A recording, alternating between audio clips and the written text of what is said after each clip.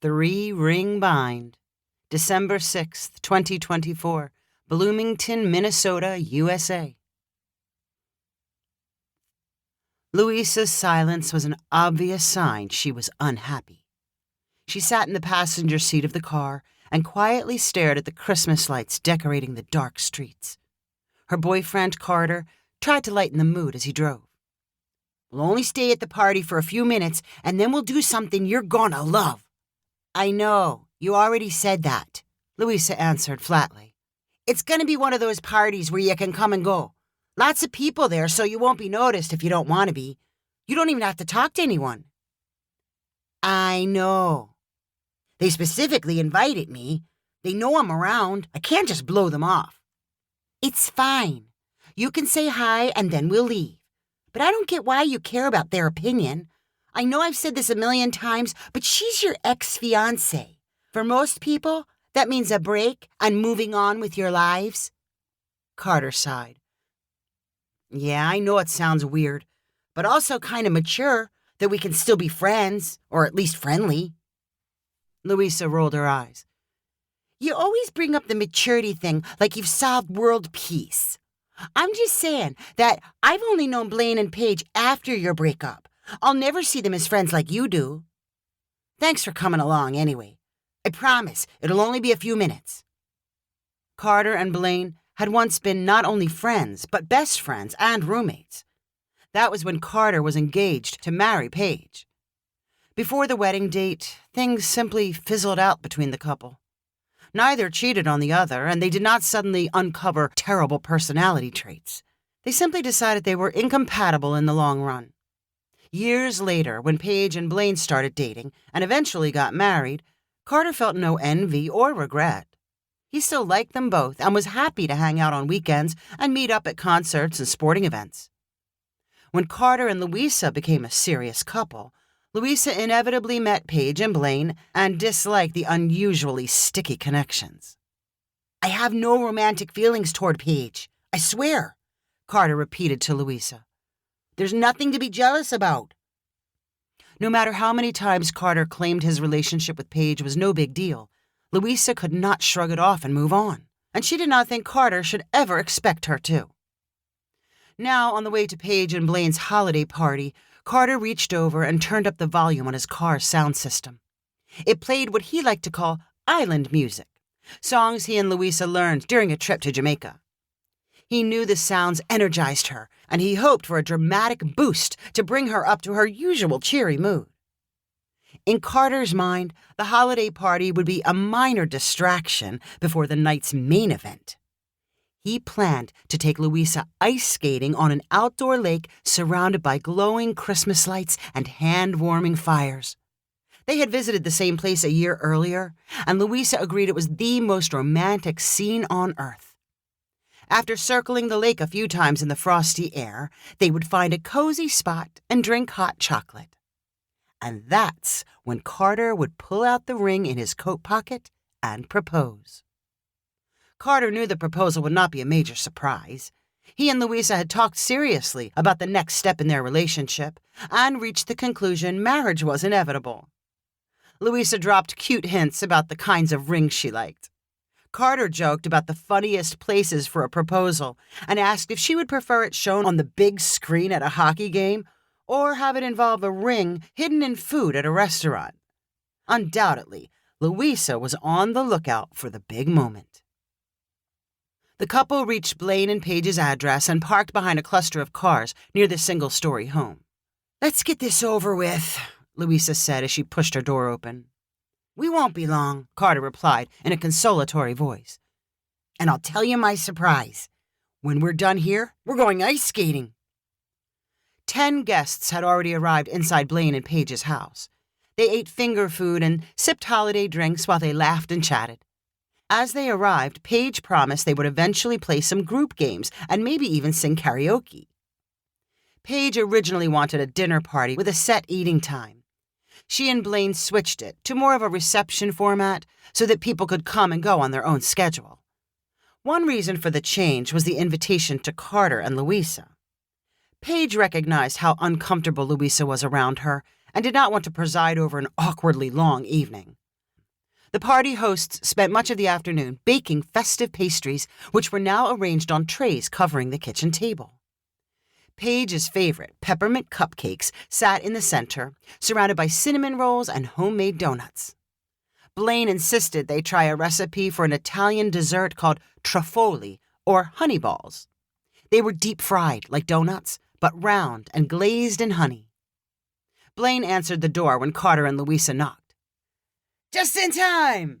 Come in and grab some food. Throw your coats anywhere. We might start up a game." "We can't stay long," Carter replied apologetically. "No problem. Leave whenever you want.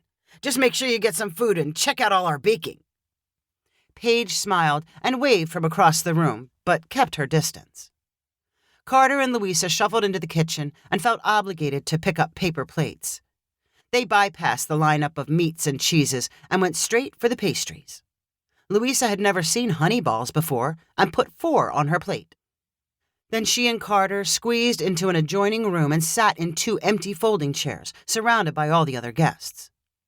Carter knew everyone there and called out greetings whenever someone looked in his direction. Louisa concentrated on her plate of honey balls. The little pastries had a sweet and crunchy exterior and a soft center that reminded Louisa of cake. She nibbled her first one and eagerly moved to the second, temporarily forgetting her social discomfort. Right about that time, Paige stood watching her guests' reactions and congratulating herself on her baking.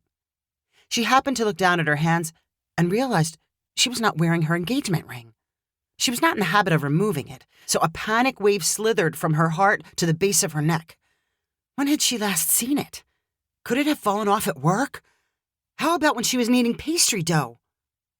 Across the room, Louisa bit into her 3rd honey ball and felt something hard against her teeth. She pulled the fried dough from her mouth and dug through it with her fingers to find a diamond and sapphire ring. As Louisa rubbed crumbs off the ring, her emotions ran way ahead of her thought process. Her heart rate doubled. She turned toward Carter with a bright smile and flushed face. A voice in her head may have asked why Carter had chosen to unveil a ring at this party and how he had slipped it into a honey ball, but Louisa was too excited to pay attention to skeptical questions. She slipped the ring on her finger and held it up. She gasped and then squealed. "Oh, Carter, it's beautiful, and I never suspected." Nothing else being discussed in the room compared to what was happening on the folding chairs. Every head turned in amazement and took a collective breath. Carter froze in surprise, staring at the ring. Paige moved first. She hurried toward Louisa at almost a jog and cried automatically, "Hey, that's my ring! That's my ring! I've been wondering what happened to it." Louisa's head and neck flew back like she absorbed an invisible punch. Her joy disappeared in a millisecond. She snarled at Carter and yelled, "It's her ring? You're recycling her ring and think I'm going to wear it?" Louisa defensively jumped to the conclusion that the ring on her finger had once been worn by Paige when she was engaged to Carter. Louisa quickly yanked it from her finger and threw it on the floor. Carter was still piecing together what was happening as Louisa stomped her way out of the room. She grabbed her coat, ripped open the front door, and then slammed it behind her. Carter and Paige called for her to stop and that she was mistaken, but Louisa did not listen. Paige rushed to pick the ring off the floor and attempted a rapid-fire explanation. "I must have lost it kneading dough. Then it got cooked in one of the honey balls. I had no idea she'd end up with it." Carter grabbed his head with both hands. "This is crazy. I've got to catch her and hope she believes me." He ran outside without his coat and spotted Louisa marching down the sidewalk 3 houses away. He ran to catch up. "Stop! Wait! That was an accident. It's not what you think." Louisa slowed her pace as Carter continued to shout. "That was the ring Blaine gave to Paige. She accidentally lost it in the dough when she was baking. I had nothing to do with it, but I'm so sorry." Louisa stopped and let Carter catch up to her. "I'm sorry," he repeated breathlessly. She shook her head and wiped tears off her cheeks. "She lost it in the dough?" Louisa asked pitifully. "A total accident." "So you weren't proposing?" "I would not have done it that way." I'm so stupid. Everybody saw me. I'm sure they're all laughing. No, they're not. It wasn't stupid. It was natural for you to think that way. I was the one who put the idea in your head when I talked about hiding a ring in restaurant food. Louisa smirked. I guess it is kind of your fault. I'll tell everyone I've been joking about the food trick. And maybe tell them I knew it all along and I was just being dramatic to get a laugh. I'll say that too, but I better get my coat before I freeze to death out here. We're leaving, right? As soon as I get my coat. We're still going ice skating? Carl hesitated. How about if we say that for another time? I don't think I want to be outside. We could catch a movie or something. Maybe see what's happening at the mall. Carter raced back to the house for his coat and then met Louisa next to his car. He had a good reason to save the romantic ice skating for a different night. The very next day, he quietly went to a jewelry store and exchanged the ring in his coat pocket for something completely different. Before the Honeyball fiasco, he had planned on giving Louisa the ring Paige once wore. Paige had returned it after ending their engagement, and it sat useless in Carter's underwear drawer. It seemed logical to put a perfectly beautiful ring to good use, and Carter assumed Louisa would love it.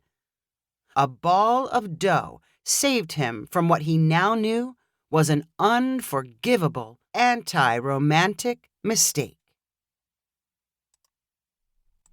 If you enjoyed this story, please rank it on the website 500ironicstories.com.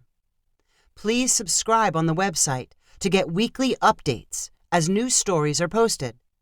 And please share with friends using the convenient links available.